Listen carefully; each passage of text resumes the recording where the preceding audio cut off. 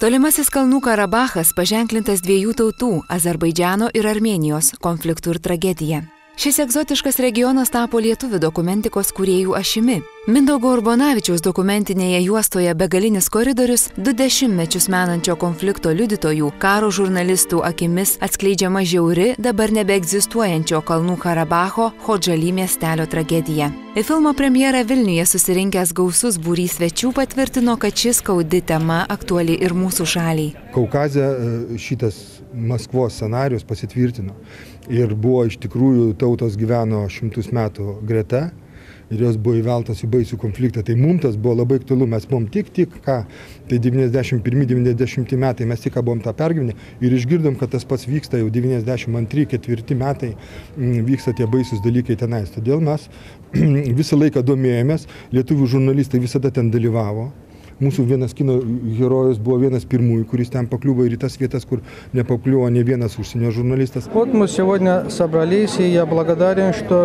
Štai mes šiandien susirinkome ir aš dėkingas, kad Lietuvos žurnalistai į šį klausimą žiūri objektyviai. Jį iškėlė žurnalistiniu lygmeniu.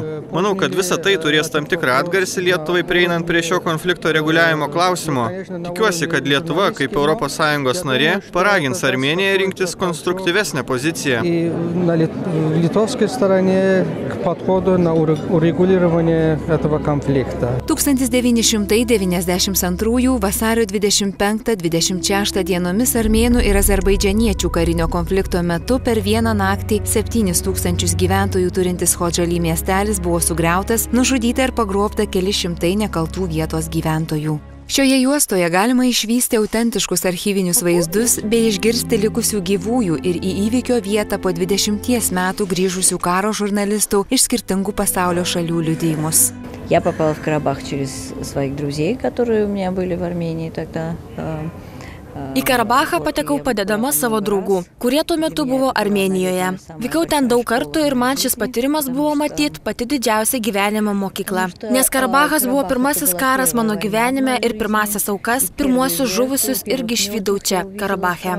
Ir kai pamačiau mirusiuosius, supratau, jog nesvarbu, kokia kalba jie kalba. Man svarbu, kad tai mirė žmonės, kurie jau niekuomet nekalbės jokia kalba. Norėčiau tikėti, kad Karabacho ir santykio su žmonėmis pamokas, taip pat pasirinkimo pamokas, kas svarbiau, žmogaus gyvenimas ar tavo profesija, per savo gyvenimą kažkaip išmokau. Что важнее, человеческая жизнь или твоя профессия, мне бы хотелось верить, что я их через всю свою жизнь как-то пронесла. Kalnų Karabache iki šiol situacija dramatiška.